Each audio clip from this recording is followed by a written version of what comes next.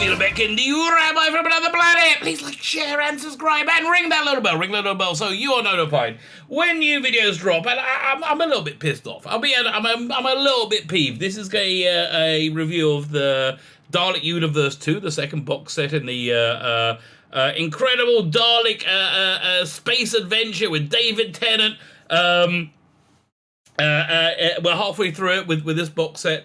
And the Daleks still have not showed up, right? It's like, what the hell? I'm going to be talking about this in more details, but yet still the Daleks have not showed up. And it's like, well, why did you call it Dalek Universe, right? Why do you call it that? So I'm going to go do a much more detailed review, but that's basically the spoiler. And it's also, I have to tell you, I'm so irritated by this, I feel, deception, that it's hard to judge these stories on their own merits. They're stories in of themselves. David Tennant is very good in it. I think it's some of his best stuff, especially on audio. But it's hard. This is a hard review to do. Fine.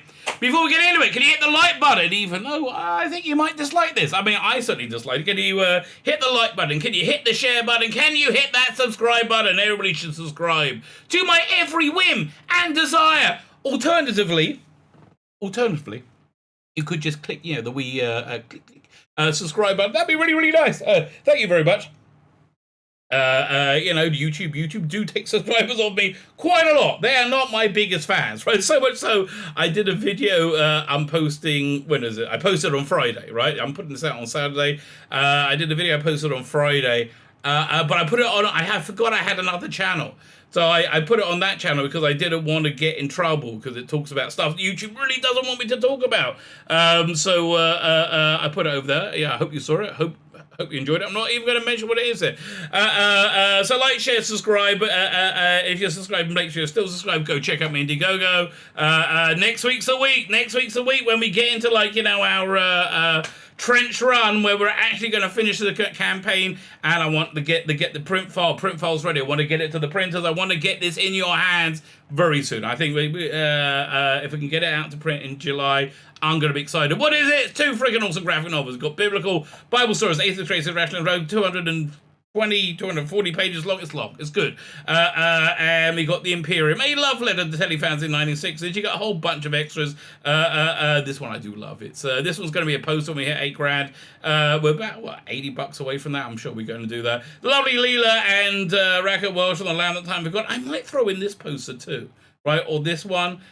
These are all A2 posters. I don't know. If you hit that, that's of course if you buy both books. Fine, let's have a look at, I was going to say Dalek Empire. Oh man, I wish it was Dalek Empire. Dalek Universe too. So, honestly, this is what I thought I was getting when I pre-bought all 4 volumes of this. And it's saying I'm reasonably regretting at this point. Again, we're halfway through. I thought it would be an updated, Dalek master plan. We'll be on jungle planets. We'll see Daleks doing Dalek-y stuff.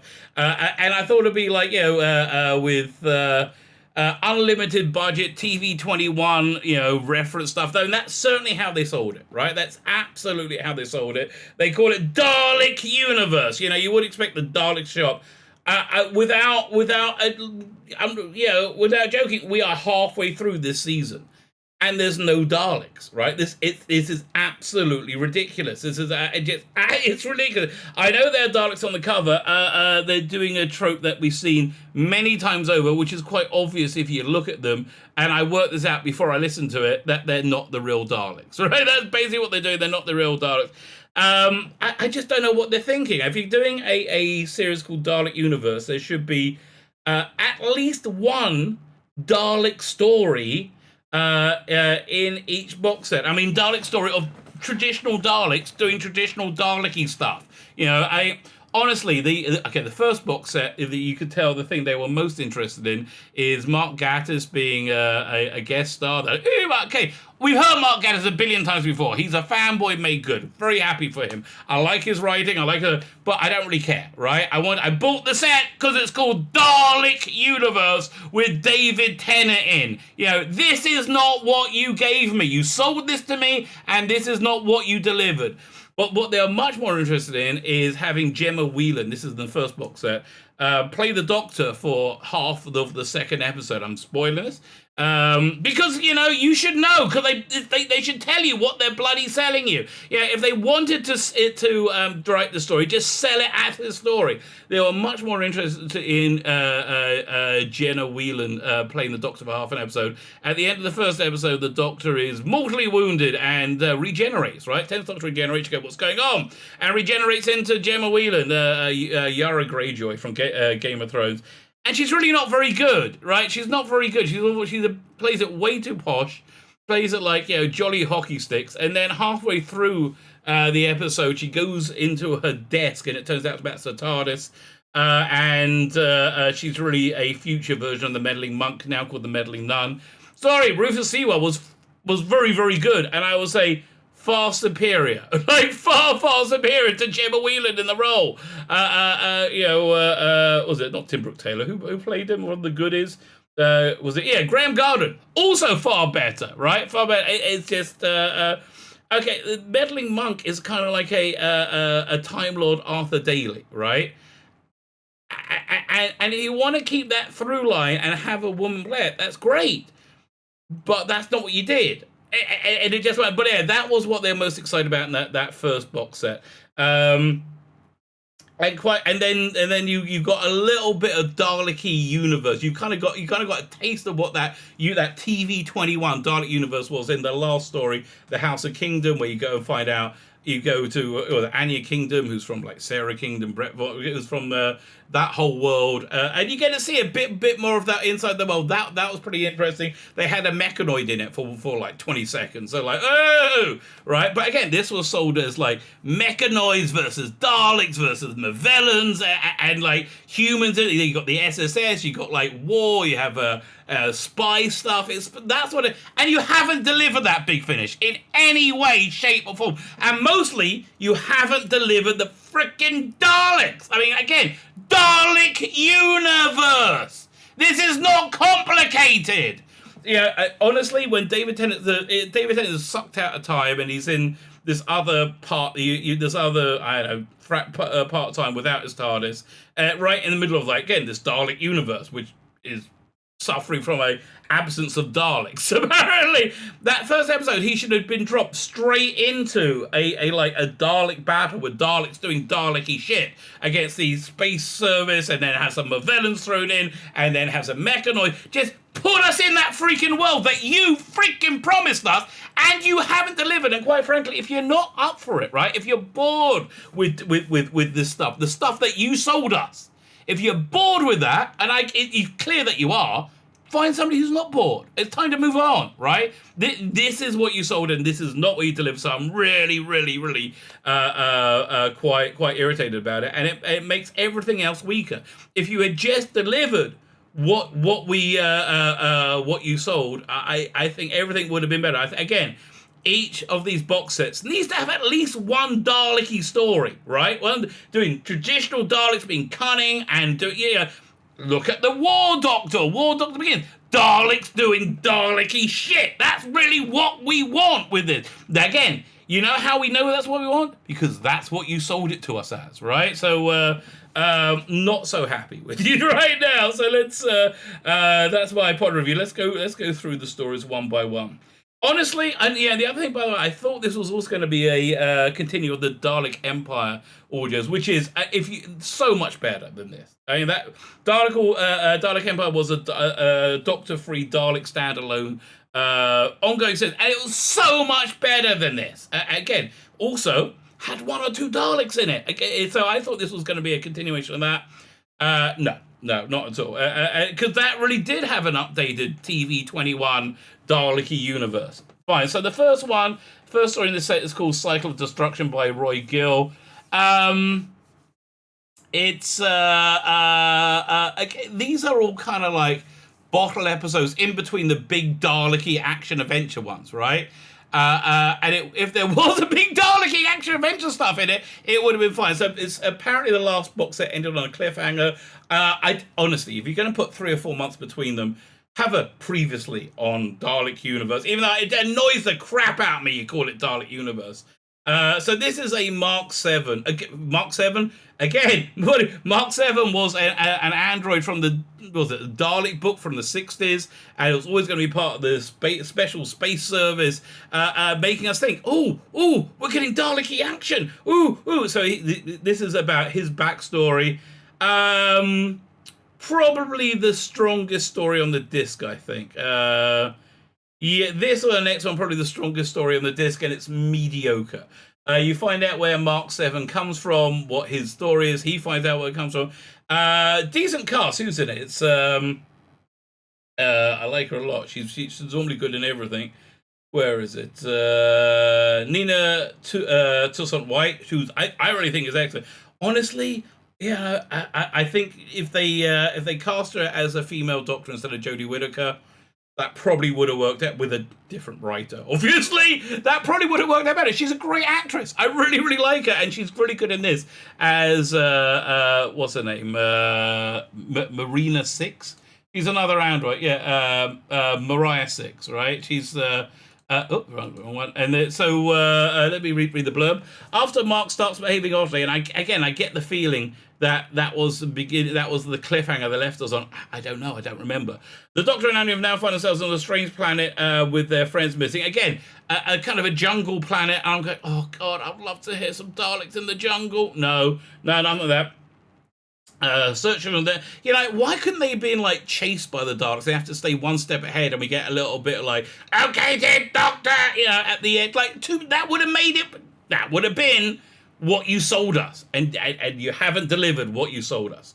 Searching the way, they find themselves in an isolated research space. The corridor shows signs of animal incursion, and scientists are behaving strangely. But a big surprise is waiting for them, because this is where Mark 7 came from. They're about to find out who he is, but is that information too dangerous to know? So, this worked with in Star Trek Next Generation with Data when it was like the second or third season, right? You've been with him for a while. This is the fourth adventure with Mark 7. It's just I think this should have been later in the season, because I'm not really that connected with him, right? I'm not really. It's okay. And also, look, Joe Sims, right? Joe Sims in the who plays him isn't bad, but plays him very, very posh. And in the interviews at the end, he's like, he's got a very, very thick. I don't know, Mummerset action. Somerset, I'm not going to try and do it because it'll sound awful, right? But he's okay, but it's just not. Hasn't really connected as much as I hoped it would do, right? So that's the first. The second story, the Trojan Dalek. So you're going to go, aha! This is a Dalek story. This is the Dalek story. No, it's bloody not. It's something we've seen used many times before, including in Revolution of the Daleks. We have fake Daleks, and they feel like fake Daleks, and they sound like fake Daleks, and it's a disturbing story. And again, this is a backup story. This is a good backup story in a box set, which has the Dalek-y adventure. Again, that Dalek universe, which you sold us and you haven't delivered. So the Doctor, Mark, and Anya head for SSS space station, searching for a missing temporal scientist, Arbrecht. And I couldn't even remember who Arbrecht was. I'm like, I'm so like miffed with all of this. But the officer in charge denies all knowledge of his presence and demands their departure. Unwilling to leave so easily, the group splits up to investigate and uncover a heinous plot involving the Doctor's oldest foes. Or do they? No, they don't. No, it doesn't. It doesn't involve the Doctor's oldest foes at all. It's anyway, I'm spoiling this because who gives a shit, really? They made these are human-made Daleks. This time they're made to fool the Daleks or infiltrate the Daleks, who are apparently a terrible threat. I don't think they're such a terrible threat, because again, they are practically invisible, right? They don't exist. They're not such a terrible threat. There's some dark stuff going on here, and it's interesting stuff, but again, this is a backup story rather than the main story. It's not what you delivered. So there's a big revelation. There's a big plot point that happens at the end of the second episode. I'm not going to spoil it, even though I really should. But that leads right into the third one, The Lost. in which the Doctor and Anya is in a side universe or something with weird stuff going on. Again, this strikes me as a bottle episode, right? This is like what they would do if they wanted to save money on an episode. Fine, so let's go. Look at this. Look at this. Could you imagine if Cybermen didn't turn up in Out of Time 2, or the Daleks didn't turn up in Out of Time? Like, really? And look, this is just not what they delivered. Just not what they delivered at all. What they sold and not what they delivered. When the Doctor's latest scheme to get back to the future fails, the team ship crashes on a strange world, potentially trapping them forever. Searching for replacement parts, they find their way to a building where a heartbreaking familiar faces await them. Yeah, a little bit. Lies are about to be exposed, and everyone will learn the truth, and nothing will be the same again. So you get some real good performance in here from David Tennant when he's forced to confront like how he hasn't told Anya Kingdom that he knew Sarah Kingdom, or was it Brett Vaughn? Wasn't he? Weren't they in the same family? Why are they called different names? Anyway, but and that's a big deal to Anya. There is a kind of like get out of jail free time loop plot solution to, again, a reasonably mediocre story, right? This is by Robert Valentine, who's reasonably mediocre. That's the way I would describe reasonably mediocre stories that I heard from so far. So again, we're 6 episodes in. We're 6 episodes into this fantastic Dalek, Magellan, Mechanoid, Space Security Service adventure, and we haven't had a Dalek story. We had a fake Dalek story in the second part, and we heard the Dalek. Oh yeah, best bit of the set. Best bit was in the first episode, you heard a flashback to the Daleks attacking Mark 7, right? Or like you heard a flashback to a bit of Dalek action. That doesn't make it a Dalek story, please. For God's sake, I mean, it's beyond me. It's absolutely beyond me. So I don't know. So it ends with a cliffhanger. I'm going to spoil the cliffhanger because it doesn't matter. It doesn't matter. They make it back to wherever they were, the Dalek universe. Again, sans Dalek. And they fall right into the middle of a Magellan. First time we see the Magellans and a Dalek battle. And then the Dalek ship hails them, and it says in the Dalek voice, "Hello, sweetie." And we know Alex Kingston's in the next one. Here, let's have a look at the cover of the next one. Maybe that will give me some bloody hope. Wait a second. This is I can't believe. I can't imagine if I got the vinyl edition, like how pissed off I would be. That's expensive. How much is the vinyl edition? Yeah, like $50. But here, let's look at the cover of the next one. Dalek Universe 3. I don't think they got a cover of Dalek Universe 4 out yet. But I think we see Davros on the cover. It's just, I don't know. Again, why call it Dalek Universe? Oh, I know why you called it Dalek Universe, because you wanted us to buy these freaking discs. That's why you called it Dalek Universe. Maybe you should have delivered Dalek Universe. So let's look at this cover and see if we think we're going to get any bloody Daleks in this set. Well, this time, actually, we do see Daleks, right? We actually see Daleks. We see Davros. What's it? No, go away. Alex Kingston. So I'm reasoning. Do they have a stories list? No, they haven't listed the stories yet, right?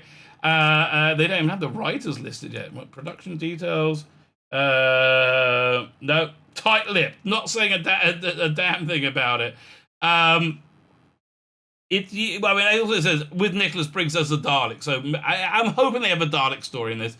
Really, and if they put 3 Dalek stories in this, it doesn't work either, right? That doesn't fix the problem of these 2 box sets you fraudulently bloody sold me because you're bored of writing bloody Daleks. I'm sorry. Don't take the job, or don't promise this if you're not going to bloody deliver it. So this doesn't look very TV 21-ish to me, right? This looks like much more 80s Doctor Who. Whatever. It's just, you know what? I just wish they delivered the idea they pitched to us. That's really what I wish. Not a recommend, I'm afraid. Yeah, that's where I am. Not a recommend for a box set called Dalek Universe starring David Tennant. That's pretty bad. That's pretty bad when you put people off that. Yeah, not very good at all. My name is Tzvi Lebetkin, the Rabbi from another planet. Please like, share, and subscribe, and ring the little bell. Ring the little bell so you are notified when new videos drop.